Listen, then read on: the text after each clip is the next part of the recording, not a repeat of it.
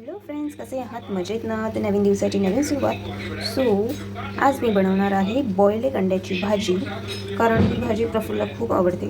त्यामुळे प्रफुल्लसाठी specially 2 boiled अंड्याची भाजी मी बनवणार आहे. ही 2 अंडी मी बॉईल करून घेतलेली आहे. तर ह्याला मी आता छोटे छोटे पीसेसमध्ये घेतलेली आहे बॉइल्ड अंडी.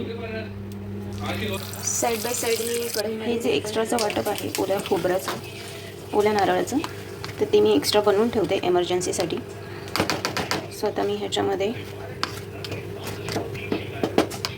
तेलामध्ये मी आता ॲड करणार आहे मसाले, हळद, मिर्च पावडर, मसाला पावडर, करणार आहे वाटप. क्वांटिटी आपल्याला ॲज पर जेवढी अंडी आहे तेवढीच घ्यायची आहे.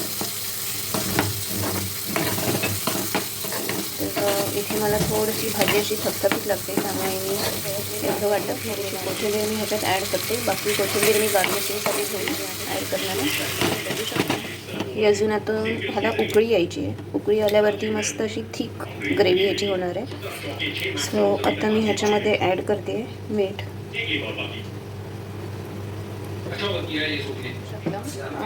छान असं थिकनेस भाजीला आलेला आहे. सो आता मी ह्याच्यावरती गार्निशिंगसाठी कोथिंबीर टाकणार आहे. आपली भाजी रेडी झालेली आहे. सो ही गेली कोथिंबीर. सो आता मी गॅस बंद करते आणि प्रफुल्लची फरमाईश होती की आज त्याला बॉईल अंड्याच्या भाजीसोबत बाजरीची भाकरी खायची आहे. तर समथिंग डिफरंट, म्हणजे नेहमी आम्ही तांदळाच्याच भाकऱ्या करतो. सो त्याचा आज मूड झाला बाजरीची भाकरी खाण्याचा. तर ह्याला छान असं तूप लावून जर बाजरीची भाकरी बनवली तर मस्त लागते. मी तुम्हाला दाखवेन बनवल्यावरती. मीडियम आहे. आता मी माझी भाकरी झालेली आहे. ॲक्च्युली 3 भाकऱ्या मला करायच्या आहेत. सो 2 झालेत, अजून मी ॲड करून आणखीन एक बनवेन. सो आता ही भाकरी माझी थापून झालेली आहे. तवा पण माझा तापलेला आहे. सो तव्यावर भाकरी टाकली आहे मी, आणि आता हे पाणी मी स्प्रेड करून घेते भाकरीला.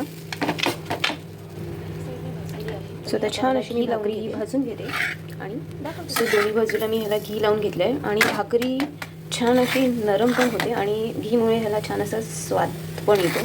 मस्त स्वादिष्ट अशी भाकरी लागते. ही कोणत्याही भाजीसोबत तुम्ही खाऊ शकता. तर चला, तर मग मी आता तिन्ही भाकरी आता बाजरीची भाकरी ही दोन्ही बाजूने छान अशी भाजून घ्यायची, म्हणजे ती कच्ची राहता कामा नये.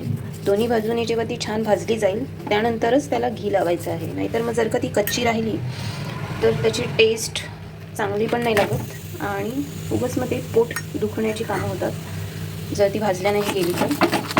छान अशी खरपूस भाजून घ्यायची आणि मस्त असं त्याच्यावरती तुपाची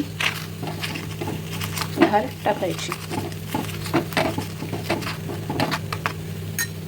सो छान अशा 3 भाकऱ्या माझ्या झालेल्या आहेत. बघू शकता तुम्ही 1, 2 आणि 3.